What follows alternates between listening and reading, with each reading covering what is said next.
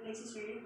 Okay, sige Papa, sabihin ko na kay Ronald na susunduin ka. Hello pa, okay, sige, susunduin ka namin ni Ronald sa Sino airport. si Ronald?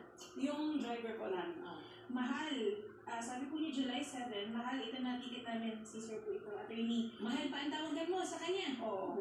Wala kang kaalam-alam. Kasi wala po siya ATM na kasal na po si ma'am. Mahal, ito na ticket namin, pauwi na kami, ay ipasundo na lang sa ito po. Tapos, April, ayan po, nagpapadala pa po si Sir ng pera, $1,000 po, US dollars. Yun po yung binayad, di ba sila? Tapos ginamit pa po nila yung dollar account ko. Since nung June po lang magkasal sila, before ng June 11, ginamit po nila yung dollar account ko. Kasi may ano po ako, online banking po.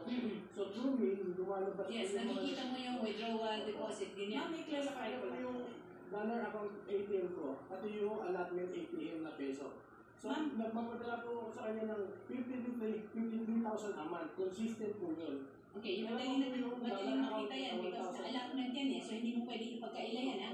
But also, because may anak ka nga rin naman talaga sa kanya. Yung dollar account ko na naka-separate. Ma'am, i-clarify ko lang. Ma'am, i-clarify ko lang po.